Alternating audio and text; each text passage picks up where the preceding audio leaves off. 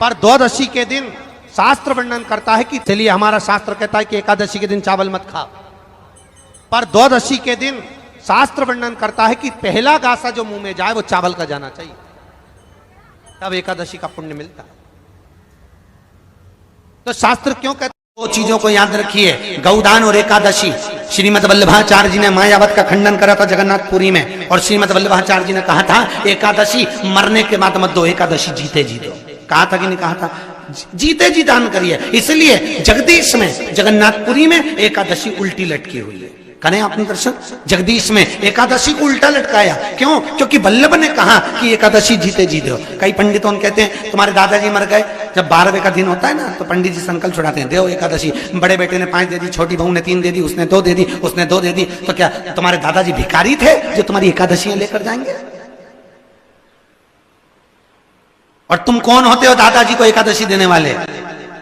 तुमने कौन सा इतने पुण्य कर लिए जो तुमने एकादशी दे दी? एकादशी के दान की महत्वता श्रीमद् वल्लभाचार्य जी ने कहा कि कोई व्यक्ति अगर खटिया पर सड़ रहा है, पलंग पर तड़प रहा है, हॉस्पिटल में पड़ा हुआ है, तो निवेदन है कि उसको देखने जाओ तो अपनी करी हुई एकादशी में से 2 एकादशी का दान उसको तुरंत दे दो। क्यों? तो जिससे उसको मोक्ष मिल जाए, मरने के बाद नहीं।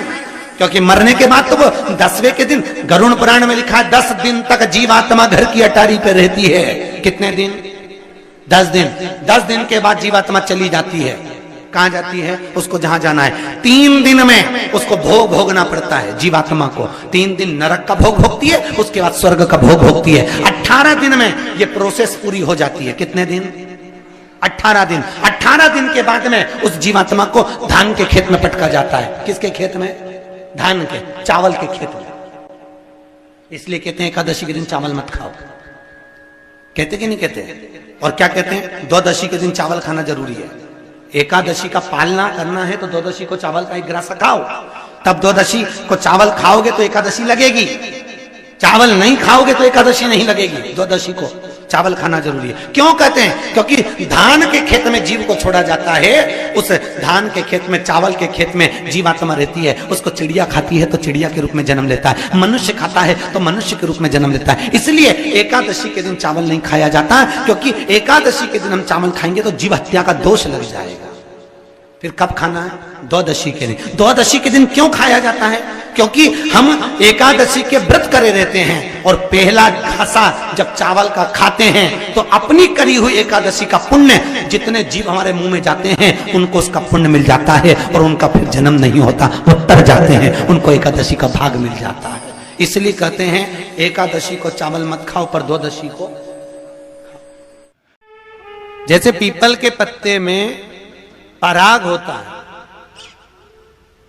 हमारे हिंदू धर्म, हमारा शास्त्र कहता है, हमारे शास्त्र, हमारे वेद डॉक्टर वर्णन करते हैं कि पीपल के पत्ते को अगर एकादशी और द्वादशी के दिन एक तांबे के पात्र में गला कर रख दिया जाए और उस पानी का आचमन 3 बार करा जाए तो जिसकी नाड़ियां चोक भी हो जाती है, डॉक्टर बोले इसका बाईपास करना पड़ेगा, उसको केवल 3 आचमन पानी एकादशी और द्वादशी को पीपल के पत्ते का कराया जाए तो अंदर की नाड़ियां भी खुल जाती हैं। पीपल के पत्ते का इतना प्रमाण हमारे विष्णु पुराण में वर्णन है।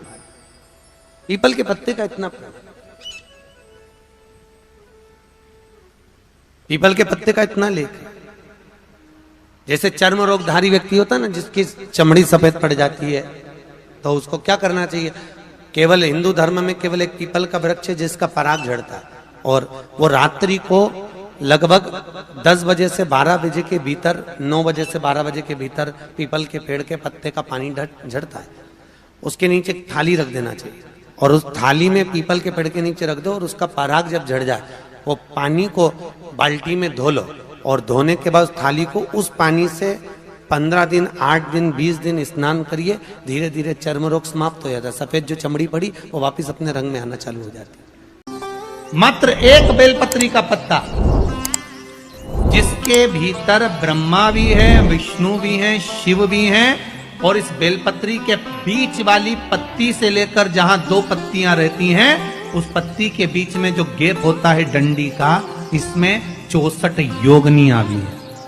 64 योगनियां, देवियां भी इसके अंतर्गत विराजमान है। और उस डंडी के नीचे जहां 2 पत्ती है, इस 2 पत्ती के नीचे की जो लंबी डंडी रह जाती है, इसमें 33 कोटि देवताओं का भाग है। उस डंडी के नीचे जो छोटा सा एक मोटा सा भाग रह जाता है, कई बार आप लोगों ने बेलपत्री को तोड़ा होगा तो नीचे एक मोटा सा भाग रह जाता है महाराज, उसके अंतर्गत सारे तीर्थों का भाव जागृत रहता है। उस बेलपत्री को केवल साधारण ना समझे, शिव को अगर समर्पित कर रहे हैं तो संपूर्ण उसी के अंतर्गत, संपूर्ण।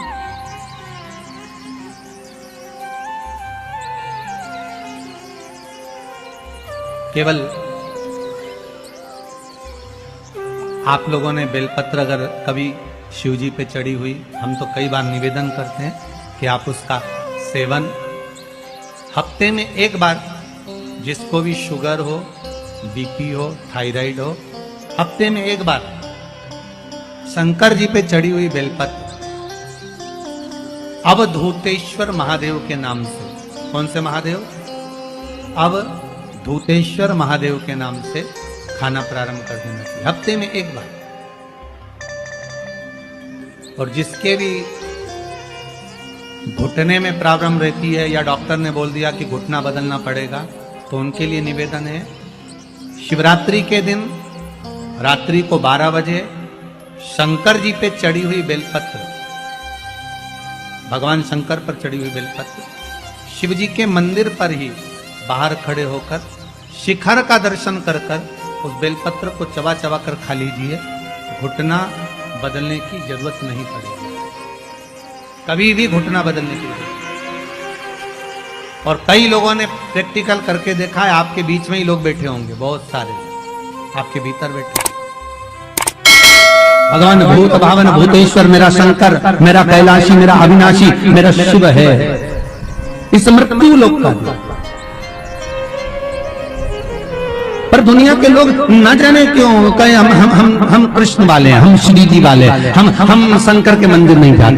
वो कोई कहता हम नारायण वाले, हम शंकर को नहीं मानते, हम शंकर का प्रसाद नहीं लेते, हम शंकर के मंदिर नहीं जाते। भगवान को ऐसा बांट दिया, ऐसा बांट दिया कि शंकर के दरवाजे को जाने को तैयार नहीं आता। तो किसी ने एक बार पार्वती जी ने शिव जी से पूछा, भोलेनाथ जी कोई तुम्हारे मंदिर में नहीं आता, कोई तुम पर जल नहीं चढ़ाता, कोई तुम्हें नमन नहीं करता, सब ये मंदिर जाना, नारायण के मंदिर जाना, वो मंदिर जाना, वो देवता को रिझाना, वो देवी को रिझाना, पर तुम्हारे को कोई नहीं रिझाता। शंकर भगवान बोले मत रिझाने दे, अपने को कोई दिक्कत नहीं, अपन तो शांति से बैठे रहो। मेरे ससुर ने मुझे श्राप दिया है, दक्ष प्रजापति ने, ए शंकर मैं तुझे श्राप देता हूं कि तू शमशान में निवास करेगा। शंकर भगवान बोले उस दिन से मैं बड़ा प्रसन्न हूं क्योंकि मैं शमशान में रहता हूं। आज किसी का भी भजन कर ले, चाहे ये राम कहे, चाहे ये कृष्ण कहे, चाहे देवी कहे, चाहे भक्त कहे, इसकी मर्जी पड़े, जितना देवी देवता पूछता फिरे, पर आखिरी में मरने के बाद तो मेरे पास आएगा ना, तो निपट लूंगा। बस उस दिन का इंतजार है। और जैसे ही मेरे पास आया, ऐसी लकड़ी में जलाऊंगा गीली कि 3 दिन ठंडा नहीं होने दूंगा। जिस पुराण को हम श्रवण करने के लिए बैठे हैं, ये पुराण कोई साधारण सा नहीं, इसको कोई साधारण सा ना समझे। भगवान शिव की जब कृपा होती है, करुणा होती है, दया होती है, तब जाकर कहीं आप भगवान शंकर की अविरल भक्ति और मुक्ति की पथ को निश्चित करने वाली शिव महापुराण की कथा श्रवण कर पाते। भगवान त्रिवदी महादेव, करुणा सागर भगवान शंकर, दया सागर, जिन्होंने आप सबको यहां पर आमंत्रित करा। कहीं भोले बाबा की दया और उदारता ही है जो पूरे शहर सीहोर में ऐसा कोई भवन नहीं है जिसमें आप लोग नहीं हैं, ऐसा कोई भवन नहीं जहां आप लोग। और शहर तो शहर, पूरे नगर में, पूरे गांवों में, खेड़ों में, क्षेत्र में। और एक निवेदन आप सभी से, जितनी देर की कथा है आप लोग उसको स्मरण कर कर श्रवण करें और अपने जीवन को सार्थक बनाएं। बाबा देवादिदेव महादेव ने ये करुणा करी है, कृपा करी है, दया करी है, जिसको हम अपने जीवन में उतार बस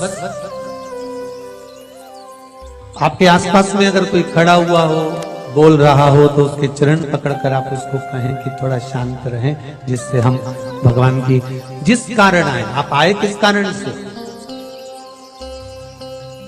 आप किस लिए यहां पहुंचे हो, केवल उसके दो कारण हैं। एक बाबा देवाधिदेव महादेव का प्रसाद स्वरूप रुद्राक्ष चाहिए और दूसरी शिव महापुराण की कथा चाहिए। केवल दो कारण हैं और उसके सिवाय कोई कारण आपके पास में है? कौन किसके यहाँ आता है जी? किसके बस का है? जो कोई आए जाए, किसके बस का? ये तो देव अधिदेव महादेव की करुणा, कृपा, दया, उदारता है, जिसके बल पर हम भगवान की अविरल भक्ति और मुक्ति का साधन शिव महापुराण कथा का रस स्वादन करते। शंभो शरणे